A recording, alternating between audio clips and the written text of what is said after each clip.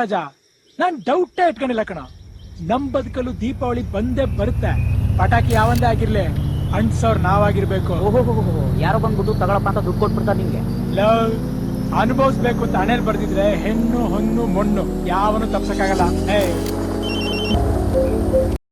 Hey guys, welcome back to my YouTube channel positive souls Kannada vlogs. Happy new year 2025ಗೆ ಬೆಣ್ಣೆ ದೋಸೆ, ದಾವಣಗೆರೆ ಬೆಣ್ಣೆ dosa corner ಹುಡ್ಕೊಂಡು ಹೋಗಿ ನಿಮಗೋಸ್ಕರ ಇದು ಮಾಡಿದ್ದೀನಿ, ಲಾಗ್ ಮಾಡಿದ್ದೀನಿ.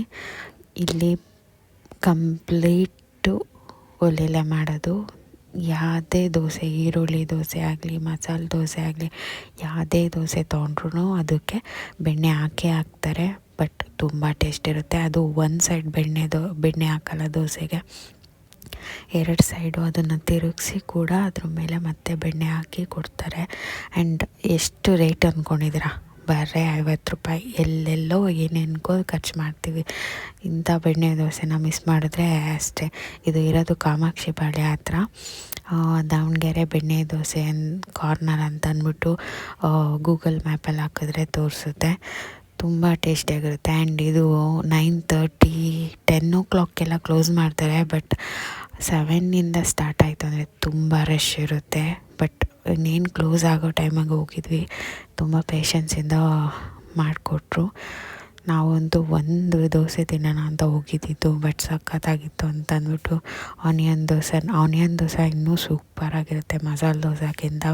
ಅದು ಡಬಲ್ ಸೈಡ್ ಬೇರೆ ಬೆಣ್ಣೆ ಹಾಕಿರ್ತಾರೆ, ಸೂಪರಾಗಿರುತ್ತೆ. ಬಂದು ಇದೊಂದು ಸತಿ ಟ್ರೈ ಮಾಡಿ.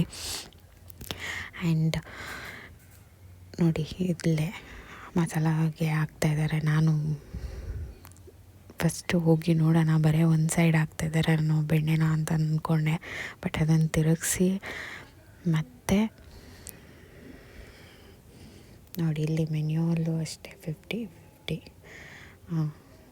ಏನು ಕ್ರಿಸ್ಪಿಯಾಗಿರುತ್ತೆ ಅಂದರೆ, ಚಟ್ನಿ ಕೂಡ ಖಾರವಾಗಿ ಕೊಬ್ಬರಿ ಹಾಕಿರ್ತಾರೆ.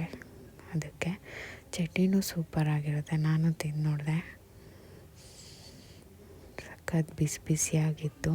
ನೋಡಿ, ಕ್ವಾಂಟಿಟಿನೂ ಚೆನ್ನಾಗಿತ್ತು. ನೀವು ಒಂದು ಸತಿ ಟ್ರೈ ಮಾಡಿ. ಆ್ಯಂಡ್ ಇನ್ನೂ ಇದೇ ರೀತಿ ಒಳ್ಳೊಳ್ಳೆ ಫುಡ್ ಲಾಗ್ಸ್ ಬರ್ತಾ ಇರುತ್ತೆ. ನಾನೇನೂ ಕೇಳಲ್ಲ, ಜಸ್ಟ್ ಒಂದು ಸಬ್ಸ್ಕ್ರೈಬ್ ಮಾಡಿ ಮತ್ತು ಬೆಲ್ ಐಕಾನ್ನ ಕ್ಲಿಕ್ ಮಾಡಿ. And thank you for watching my log.